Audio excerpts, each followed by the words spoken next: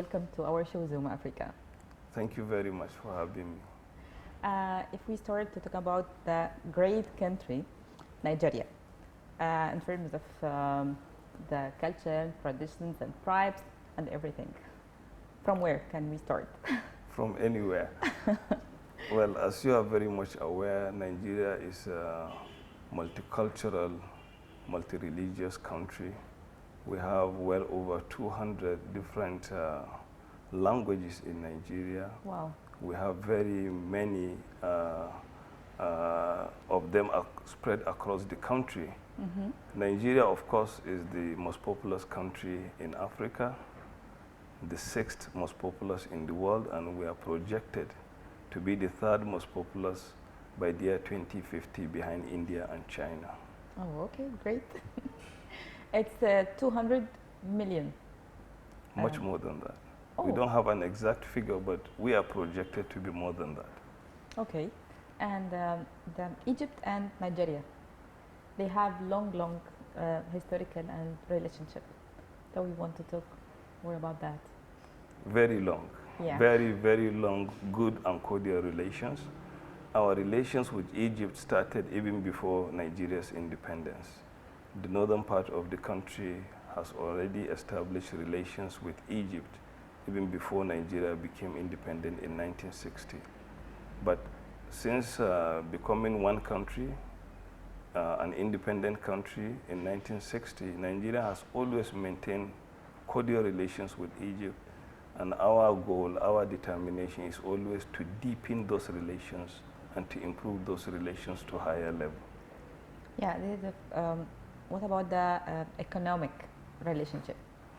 We have good economic relations, but as you can imagine, Nigeria being the most populous country in Africa and Egypt being probably the 3rd most populous country in Africa, yes, with all the potentialities and the capabilities, I think our relations are far beyond what they should be, because the potentials are there, the capabilities are there, but our relations economically are very small. Still.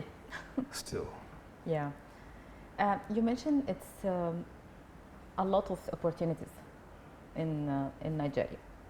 So we want to focus about the very important investment opportunities.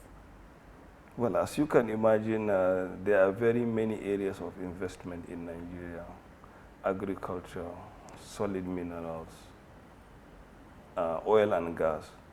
But specifically talking about present-day reality, I think agriculture is one area that the two countries can work together, can cooperate in order to bring in investment on both sides.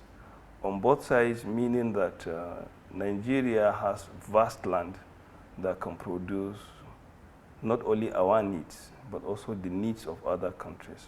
For instance, Egypt. Mm-hmm. Egypt has a lot of requirement for wheat. Yes. Nigeria produces wheat.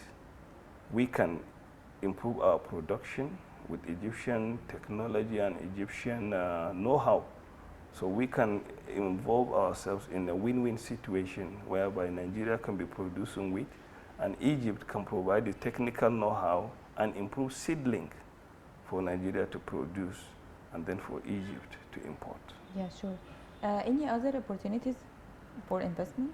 Well, there are many. Solid minerals, for instance.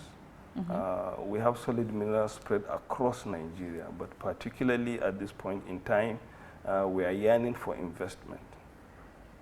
There's very little of it in solid minerals. Mm-hmm. Another area we are looking at to collaborate with Egypt is tourism. Yeah. Of course, Egypt is renowned worldwide for its tourist industry. Yes. And this is one area our two countries are looking at in order to, improve our own tourist industry. Mm-hmm. About the tourism sector, it's very interesting, and we want to know the popular places where to go in Nigeria. We have them all over the country. Mm-hmm. We like have what? Olumorok. Mm-hmm. It's in the southwest. In the south, we have